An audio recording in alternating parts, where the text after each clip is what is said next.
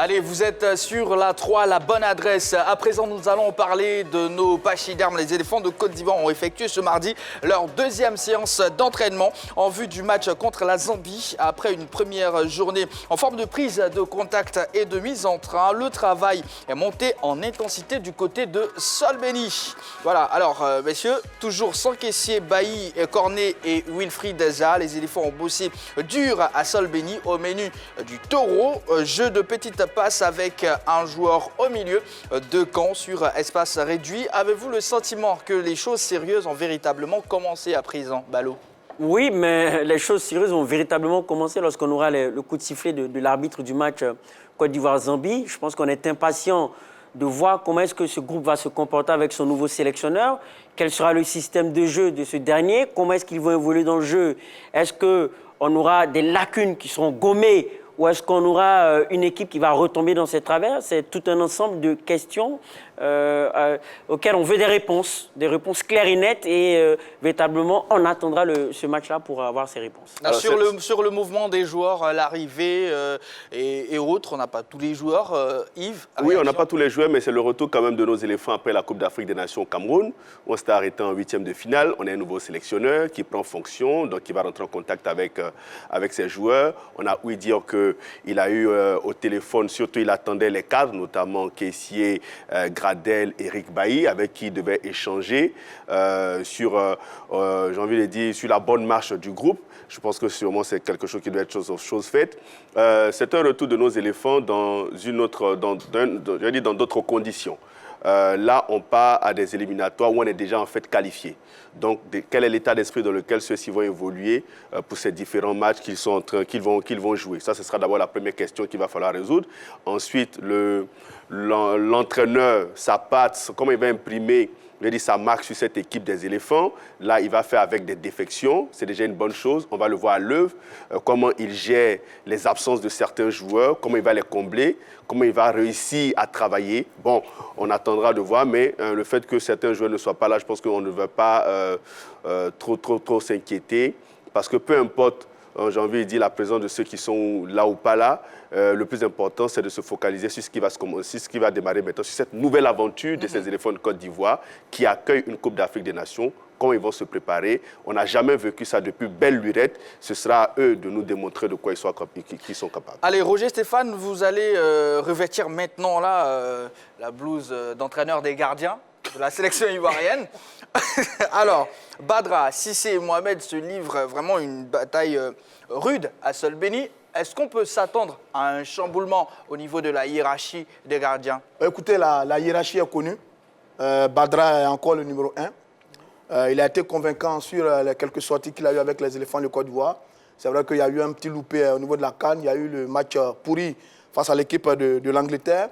Mais bon, dans l'ensemble, Badra a été convaincant. Il a réussi à remplacer valablement notre Boho Sylvain, même si on n'a plus le niveau de Boho Sylvain en ce moment. Donc, on ne change pas aussi facilement un gardien. Vous savez, le poste de gardien est tellement sensible qu'on ne change pas un gardien. Cissé est derrière, en numéro 2, il a été excellent. Il est d'ailleurs excellent avec l'équipe de l'ASEC Moussa tout au long de cette saison. Ils écrasent le championnat domestique. Ils ont fait un parcours assez intéressant au niveau de la Coupe d'Afrique avec la Coupe de la Confédération. Et puis le petit Mohamed est là également. Mais sur la séance ou les séances d'entraînement du jour, on a pu remarquer que Badra était dans un camp. Il a joué tous les matchs pendant que les deux autres gardiens se remplaçaient dans une autre équipe. Donc ça veut dire que Badra est plus ou moins titulaire. Il sera le grand patron. Sauf s'il y a un changement de dernière minute, mais pour l'heure, c'est vraiment Badra. Maintenant, sur le travail qui commence pour Gassé, oui, le travail commence pour Gassé. Depuis sa nomination, depuis son arrivée, depuis sa sortie de sa liste. J'ai interrogé quelques techniciens. Je dis, quand un sélectionneur arrive comme ça, qu'est-ce qu'il fait? Ils me disent, bon, il y a un travail de récupération qui est fait. D'abord de récupération. Il y a un travail technico-tactique qui est fait pour une mise en place d'équipe. Mais pour le reste, c'est plus des discussions entre le sélectionneur et les joueurs. Discussion individuelle, discussion collective. Donc naturellement, au-delà de la prise de contact. On échange énormément. Donc la vraie prise de contact, c'est beaucoup d'échanges. Pour expliquer un peu sa vision, à court et à long terme, et emmener l'équipe dans l'ensemble à adhérer au projet auquel ils vont faire face. Donc c'est un peu à ça qu'on assiste en ce moment au niveau des éléphants de Côte d'Ivoire. Et puis bien entendu, un travail mental par rapport au match qu'on a face à l'équipe de la Zambie. Donc tout ça, l'un mis dans l'autre, oui, il y a du travail qui est en train d'être fait. Vous savez que Gassé est un très gros challenge. Très gros challenge. Tout le monde en parle. Gassé par-ci, Gassé par-là. Je pense qu'il a pris la pleine mesure de l'opinion sportive ivoirienne. Il a pris la pleine mesure de la presse sportive ivoirienne. Il sait le challenge qu'il attend. Maintenant, nous tous, tout ce qu'on peut lui souhaiter, c'est qu'il ait de la réussite avec ses éléphants. Qu'il ait du caractère, de la conviction, qu'il fasse de bons choix, un bon système tactique, qu'il emmène un groupe, qu'il emmène une équipe, qu'il ait réussi à bâtir mais vraiment quelque chose de bien pour nous convaincre de ce que la Fédération ivoirienne de football n'a pas eu tort de le choisir. Donc c'est à ça qu'on assiste. Et pour l'instant, sur les retours qu'on a, en dépit des absences, on sent qu'il y a une belle ambiance en ce moment du côté des éléphants de Côte d'Ivoire. On va parler plutôt d'une présence cette fois-ci. Diakité Oumar, l'ancien sociétaire de la SEC Mimosa, qui est là, on l'a aperçu à l'entraînement. Alors, Dorjles, réaction par rapport à sa présence dans le groupe? Moi, je suis très content parce que je l'ai vu il n'y a pas longtemps en Youth League avec la formation de Salzbourg qui s'est très, très bien comporté. Aujourd'hui, je suis content parce qu'on a l'impression que c'est maintenant qu'ils ont fait confiance beaucoup plus à la jeunesse, beaucoup plus aux joueurs qui étaient aussi en Côte d'Ivoire aujourd'hui, qui sont sur d'autres cieux. On essaie de les intéresser parce que ce sont des talents facilement qui peuvent changer de nationalité demain. Donc, dès maintenant, ce sont des garçons qui ont prouvé de quoi ils étaient capables dans notre championnat. Aujourd'hui, ils sont à l'extérieur. Les amener aujourd'hui en équipe nationale, ça permet à ces joueurs-là d'avoir un plus et surtout de pouvoir côtoyer la sélection nationale, même s'il n'est pas titulaire, mais s'il est appelé régulièrement, ça fait de l'expérience.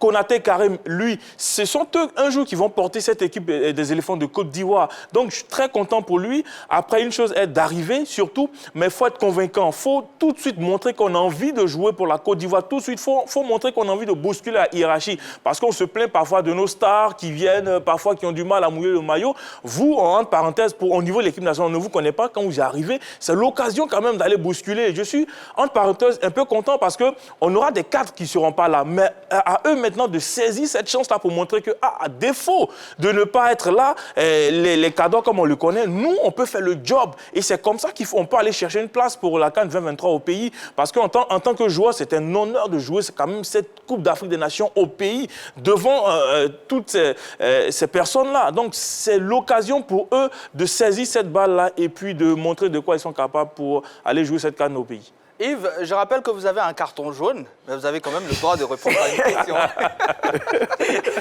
Allez, au-delà de Diakité Oumar, on a aussi Atoula. Oui. Très bon joueur. Alors, ça fait beaucoup de joueurs qui viennent quand même de l'écurie des jaunes et noirs, qui se retrouvent dans cette sélection. Ça, c'est bien dit. Ça, c'est bien dit, là. J'ai le sentiment que c'est dans ce club seulement qu'on a de bons joueurs de notre championnat. Je trouve que ça fait beaucoup, ça fait un peu trop. On aurait voulu voir d'autres joueurs d'autres clubs dans ce championnat, de San Pedro, de Bafing, le petit Edinho. Ouais. Il peut figurer dans cette équipe-là de Côte d'Ivoire puisqu'il y a des défections. On aurait pu piocher du côté de l'US Bafing, du côté de San Pedro. On aurait pu prendre des joueurs aussi là-bas quand même. J'estime que le football ivoirien ne se résume pas seulement qu'à l'équipe de la SEC Mimosa. Il y a aussi d'autres clubs qui font quand même sensation. Il y a des joueurs du Sporting Club de Gagnoa qui sont très bons, qui auraient pu pourquoi pas intégrer cette équipe nationale. Mais pourquoi on ne regarde que du côté de Mputo? Je trouve qu'il faut revoir cette... Là, j'ai envie de... Peut-être que ça va venir aussi. Il faut revoir cette donne quand même. Non, je dis il faut revoir quand même cette donne. Vous voulez me donner encore un carton? J'ai envie de vous donner un autre carton parce que là, la question n'était vraiment pas orientée dans ce sens-là. Mais j'avais quand même besoin de dire ça. C'est en train de prendre des balles comme ça.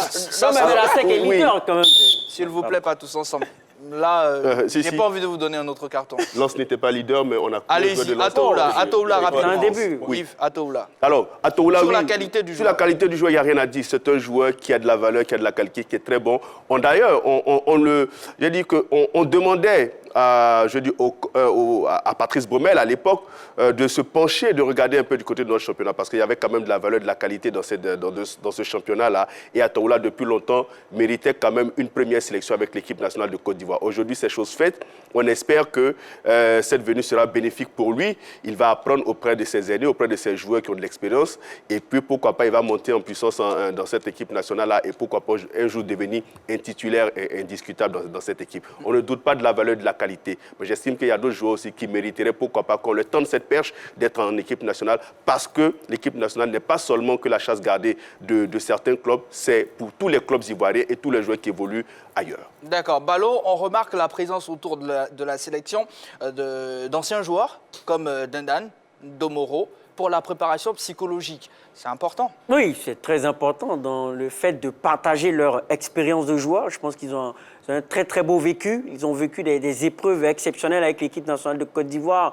On a un Aruna Dindane qui a connu un Côte d'Ivoire-Cameroun le 4 septembre en termes d'électricité, en termes de pression psychologique. Ouf. Effectivement, c'était quelque chose d'énorme. Donc, il pourra faire partager ça à la jeune génération. Mais au-delà, c'est quand même des joueurs qui ont de bons rapports avec le nouveau président Idriss Diallo. Il a dû s'appuyer sur eux. Il a dû voulu faire d'eux l'un des maillons essentiels de son nouveau projet. Ils ont été très proches du comité qui a désigné l'actuel sélectionneur des éléphants, donc c'est logique. Moi, je suis d'accord avec la présence de ces anciens-là, mais trop d'informations à un moment donné, mettre trop de pression sur les joueurs. Donc, moi, je pense qu'il faut à un moment donné, il faut savoir doser tout ça. Il faut permettre à ces joueurs de pouvoir aller crescendo. Trop d'informations, trop de pression. Après, ça permet à ces joueurs, par moment, je trouve, de sortir du match. Donc, ces informations-là, par jet de petites doses, une seule personne peut le faire, mais pas 4, 5, 6 anciens en même temps. Je ne vois pas ça en équipe de France, je ne vois pas ça avec la formation de la Belgique. Donc voilà, il faut doser avec la Bon, je dis, ils sont nombreux. Hein. Moi, j'ai entendu Guaméné, Kalou Bonaventure, Monsieur le maire, etc. etc. Mais il faut savoir qu'il y en a qui sont au boulot. Il y a des responsabilités qui ont été... il y a des responsables qui ont été nommés au niveau de la Fédération de football. Par exemple, Cyril Domoro, il est conseiller spécial du président de la Fédération avec un penchant vers la sélection dans laquelle il a joué. Et il y a Aruna Dindane qui est manager sportif, c'est le manager sportif de l'équipe.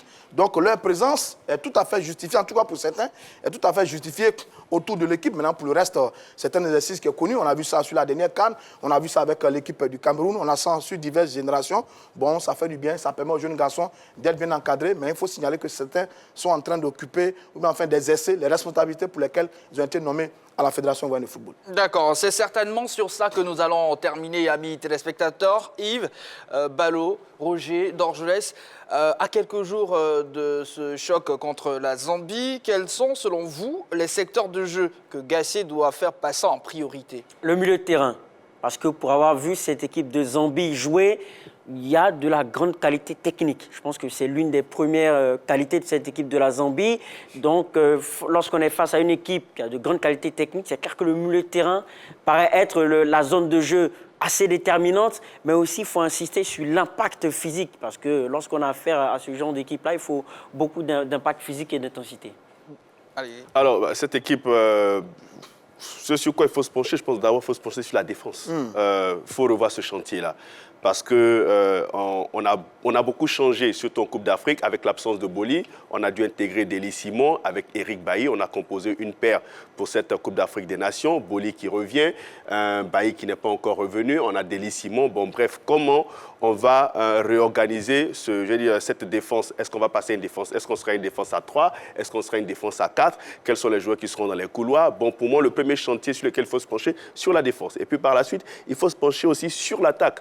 Parce qu'il faut pouvoir trouver les bonnes combinaisons pour qu'on ait des joueurs capables d'alimenter de la plus belle des manières l'attaquant de pointe qui est Sébastien Haller. Parce que ça aussi, c'est un autre chantier sur lequel Gasset va devoir se pencher. Au milieu de terrain, je pense que le milieu des terrains, les joueurs se connaissent déjà. Hein. Vous avez Kessier, vous avez Seri Jean-Michel, vous avez Sangaré, là, ils se connaissent. Maintenant, il faut trouver peut-être des complémentarités à ces joueurs-là. Lorsqu'on sort celui qui entre ne doit pas, ne doit pas casser la dynamique de ce milieu de terrain. Sinon, pour moi, les deux chantiers sur lesquels Gasset doit pouvoir se pencher, c'est la défense et puis l'attaque. Alors, je laisse. Moi, c'est à tous les niveaux. On va commencer d'abord par la défense. La défense, tout à l'heure, Yves Boris parlait de complémentarité. C'est dès maintenant qu'on prépare la CAN 2023 au pays. Donc, il faut trouver l'équilibre qu'il faut pour que la défense nous rassure. On avait eu à l'époque notre défense avec un Kolo Tourabib magnifique, mais quand cette équipe joue déjà même en défense avec Kolo, on était déjà rassurés. Aujourd'hui, il n'y a personne qui nous rassure derrière dans cette équipe des éléphants de Côte d'Ivoire. Au milieu de terrain, il y a des gens qui pensent que ce sont les boss, ils ne font pas d'efforts. Ouais. On est là, oui, non, mais à un moment donné, il faut bousculer la hiérarchie.